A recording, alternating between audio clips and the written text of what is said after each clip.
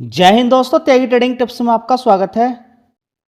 दोस्तों, इस वीडियो के अंदर हम बात करने वाले हैं टोटल 3 शेयर के बारे में। यहाँ पर चर्चा होने वाली है। सबसे पहले हम बात करेंगे एक ऐसे शेयर के बारे में जहाँ पर FYDIs दोनों खरीदारी कर रहे हैं, ज़बरदस्त खरीदारी कर रहे हैं और शेयर अपने हाई से काफ़ी करेक्ट है। 57 रुपये से गिरकर 35 रुपये के आसपास पहुंचा और आज की डेट में 42 रुपये के आसपास है। और ये शानदार यहाँ पर कह सकते हैं कि पैसा इसने बना के दे दिया है। ठीक है, सुजलोन का शेयर भी इसी के आसपास होता था, उसने थोड़ा सा जल्दी तेज़ी दिखा दी। अभी इस शेयर ने उतनी ज़्यादा तेज़ी नहीं दिखाई है, काफ़ी बड़ी गिरावट है। 36 रुपये से यहाँ तक आया है। अभी केवल 17% के ही रिटर्न इसने बना के दिए हैं। मार्केट कैप एक बार देख लीजिए, 20,000 करोड़ का।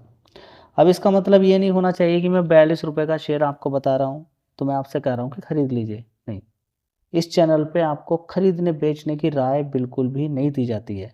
यहाँ पर एक जनरल इन्फॉर्मेशन आपको दी जाएगी। हाँ, आपका मन करता है किसी शेयर को खरीदने का, आपने उस पर रिसर्च कर ली है, मेहनत कर ली है, तो आगे आप बढ़ सकते हैं। चलिए सबसे पहले स्टार्ट करते हैं सेजिलिटी लिमिटेड के बारे में। 20,000 करोड़ का मार्केट कैप है। बड़ी गिरावट इस शेयर के अंदर हो चुकी है। फंडामेंटल एक बार देखेंगे तभी जाके पता चलेगा कंपनी कैसी है। चलिए दोस्तों, सेजिलिटी लिमिटेड की अगर बात करते हैं तो देखिए, इस कंपनी के अंदर बड़ी गिरावट होने के 2 बड़े कारण हैं। एक तो टैरिफ की बात जो चल रही थी। ये कंपनी अमेरिका के अंदर बड़ा काम करती है, ज़्यादातर रेवेन्यू अमेरिका से ही निकल कर इस कंपनी का आता है। वहाँ पर काम क्या करती है, जो हॉस्पिटल्स हैं, इंश्योरेंस वाली, हेल्थ वाली कंपनियाँ हैं, उनके बिहाफ पर ये कंपनी काम करती है, यानी कि उनका काम करती है। बड़ा ही शानदार काम है। ठीक है, वो कलेक्शन से लेकर हो या फिर किसी भी तरह का कोई रिटेंशन, यानी कि किसी ने कोई हेल्थ इंश्योरेंस लिया, उसका वो ख़त्म होने वाला है, उससे बातचीत करनी, डॉक्यूमेंटेशन करना, सारी चीज़ें, जानकारी जो कि एक हॉस्पिटल के अंदर और एक इंश्योरेंस हेल्थ वाली कंपनी के अंदर होती हैं, वो सारी चीज़ें कंपनी काम करती है। अब पैसा भी अच्छा कमा रही है कंपनी, लेकिन IT कंपनीज ऐसी कंपनियों का बिजनेस छीन सकती है, यानी कि AI ऐसी कंपनियों का बिजनेस छीन सकती है। ये सारी चीज़ें देखने को मिल रही है। देखिए, AI से मतलब क्या है। देखिए, AI से मतलब ये है कि जैसे मान के चले कि आपका फिजिक्स का टीचर है या मैथमेटिक्स का टीचर है। ठीक है, हो सकता है कि फिजिक्स के टीचर के अंदर कोई पॉइंट्स वो अच्छे से डिस्क्राइब नहीं कर रहा हो, लेकिन वो सारा डेटा उठा के आपने याद करवा दिया AI को, उससे तो त्रुटि हो नहीं सकती है, उससे कुछ गलती होगी नहीं। जितना उसको रटवाया गया है वो शानदार तरीके से उसको याद कर सकता है। उसके बिहाफ पर अपना दिमाग लगा के कुछ आगे भी काम कर सकता है। तो यही कारण है कि आप देखेंगे न्यूज़ के अंदर या टीवी पर आपको एक चीज़ और देखने को मिल रही होगी कि जो कपड़े वाली कंपनियां होती है, जो कपड़ा जैसे कि टी शर्ट बनाना, शर्ट बनाना, ये कंपनी तैयार करती हैं, टेक्सटाइल वाली जो कंपनियां हैं, जो भी वर्कर वहाँ पर काम करते हैं उनके माथे पर क्या लगा दिया गया है, हेड पर क्या लगा दिया गया है, एक कैमरा लगा दिया गया है। यानी कि जो भी वो काम कर रहे हैं वो सारा सिखाया जा रहा है किसको, AI को। अब जो भी काम दुनिया कर रही है, अगर वो AI को सिखाया जाएगा तो दिक्कतें तो आएंगी आने वाले टाइम में। ठीक है, तो जॉब की दिक्कतें होंगी, बिल्कुल होगी। अगर कोई भी मशीन आप देखेंगे गांव के अंदर या शहर के अंदर, आप कहीं पर भी चले जाइए, अब सारा काम अगर मशीन ही करना शुरू कर देगी तो फिर समझिए फिर क्या होने वाला है, बेरोजगारी और ज़्यादा बढ़ेगी।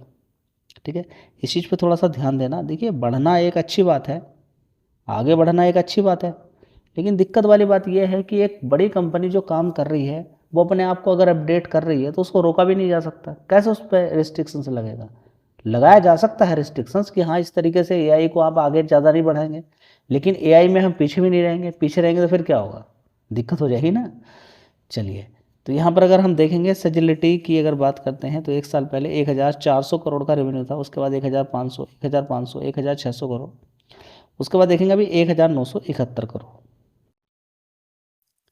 ठीक है, इसी तरीके से अगर हम देखेंगे ऑपरेटिंग प्रॉफिट यहाँ पर 511 करोड़ का, पहले 415 था, 346, 373, उससे पहले 392 करोड़। तो आप कहेंगे कि इतने बढ़िया रिजल्ट्स आए थे इस कंपनी के, फिर भी गिरावट हो रही है, ये क्या चल रहा है।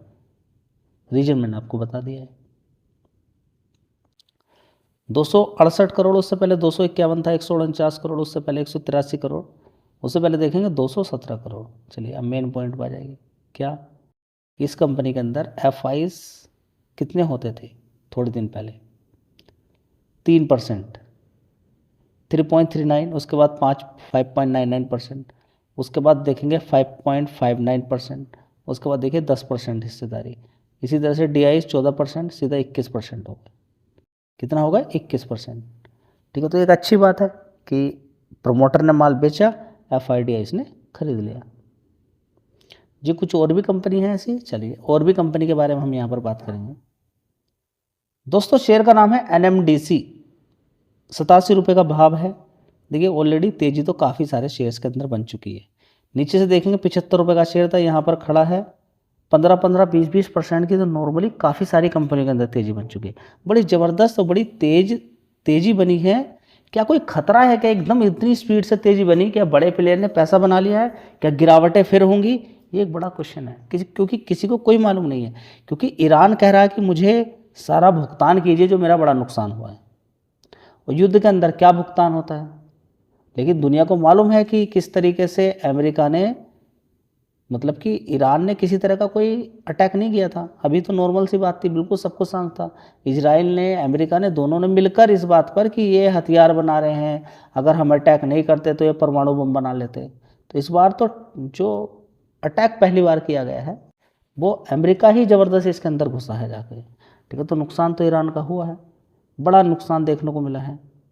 देखिए नुकसान कैसे पता चलता है? नुकसान देखिए देश के अंदर इतनी ज़्यादा दिक्कतें परेशानी, अभी चारों तरफ से और घेर के रखा हो। देखिए बातचीत का दौर यहाँ पर चालू है। आज हम मार्केट के अंदर इतनी अच्छी जो तेज़ी देख रहे हैं उसके पीछे का कारण यही है कि एक तो 2 सप्ताह के लिए सीज फायर, दूसरी बात बातचीत चालू है, अभी कोई निर्णय नहीं निकला है बातचीत का, लेकिन अभी बातचीत आगे बढ़ रही है। लेकिन आपको खुद से अनुमान लगाना पड़ेगा कि क्या होर्मुज के रास्ते को खोलेगा, उसको पैसा कैसे मिले, बस समझिए वो पैसा लेना चाहता है।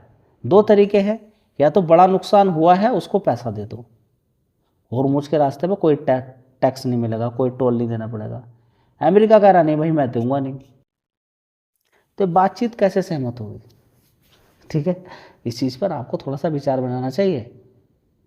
इजराइल कभी नहीं चाहेगा कि टोल टैक्स लेकर यहाँ पे ईरान इतना पैसा कमा ले।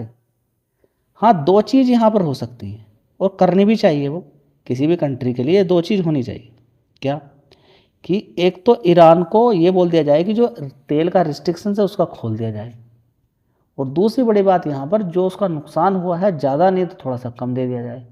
ये 2 पॉइंट अगर हो गए शायद ईरान यहाँ पर मान जाए। लेकिन बात वही है कि उसका तेल बिकेगा तो इजराइल परेशान हो जाएगा कि भाई इसको नहीं, इसको ख़त्म करो। इजराइल तो ही बोलता है ना, ईरान भी वही बोलता है इजराइल को ख़त्म करो। दोनों की दुश्मनी उनकी कम नहीं है, ईरान भी कम नहीं है। हूती बड़ा पैसा खिलाया, हमास बड़ा पैसा खिलाया, हिजबुल्ला बहुत पैसा खिला रहा है। तो सारी ज़िंदगी तो ईरान को लड़ाई में ही बीत गई। उसके पीछे का कारण भी है क्या? कि उस पर पहले से ही रिस्ट्रिक्शन, तेल नहीं बेचेगा, ये नहीं करेगा, वो नहीं करेगा। तो सारी चीज़ें हैं, स्टार्टिंग कहीं पर हो जाए तो फिर दिक्कतें परेशानी होती ही होती हैं। अब देखते हैं क्या होगा आगे। NMDC का शेयर के अंदर अभी तेज़ी बनी है। मार्केट कैप एक बार देख लीजिए, 76,000 करोड़ का मार्केट कैप है। एक बार फंडामेंटल भी देख लीजिए। दोस्तों NMDC की अगर बात करते हैं तो 1 साल पहले देखिए यहाँ पर कि कंपनी के अंदर दिसंबर क्वार्टर में कितना सेल्स होता था, 6,500 करोड़ का, उसके बाद 7,000 करोड़, उसके बाद 6,700, उसके बाद 6,300 करोड़। अभी देखेंगे 7,600 करोड़ का रेवेन्यू देखने को मिला, बहुत अच्छी बात है। इसी तरह से ऑपरेटिंग प्रॉफिट भी 7,100 करोड़ है। प्रॉफिट, नेट प्रॉफिट देखेंगे 1,700 करोड़ का है, जो कि पिछले क्वार्टर से बढ़िया है, इस क्वार्टर से कम है, इस क्वार्टर से ज़्यादा है, और 1 साल पहले वाले क्वार्टर से थोड़ा सा कम है। तो रिजल्ट्स हम यहाँ पर ठीक ही बोलेंगे, फ्लैट रिजल्ट्स हैं। ऐसे समय में गिरावट जहाँ पर थी रिजल्ट्स आए, लेकिन अभी देखिए कितना शानदार उछाल मार दिया है। क्या रिजल्ट्स अच्छे आने वाले हैं? देखते हैं क्या होगा आगे। फिलहाल यहाँ पर अगर देखने की आप कोशिश करते हैं तो देख लीजिए यहाँ पर कि 7% की हिस्सेदारी होती थी FIs की, कितनी? 7% की, और 7% से बढ़ते बढ़ते यहाँ पर कितनी हो गई है? 13.48% की। तो आप चाहो तो फोकस कर सकते हो, ध्यान लगा सकते हो, लेकिन इसका मतलब ये नहीं कि मैं आपसे कह रहा हूँ खरीद, नहीं, गिरावटों पर ही खरीदना होता है। दोस्तों अगला शेयर होगा रेडिंगटन। फंडामेंटल में कोई कमी नहीं है, एफआईज तो 60% से ज़्यादा की हिस्सेदारी है, तो बड़ी वॉलेटिलिटी देखने को मिलती रहती है इस शेयर के अंदर। 223 नहीं, सीधा सीधा आज जो मारा है 228 मारा है, ठीक है।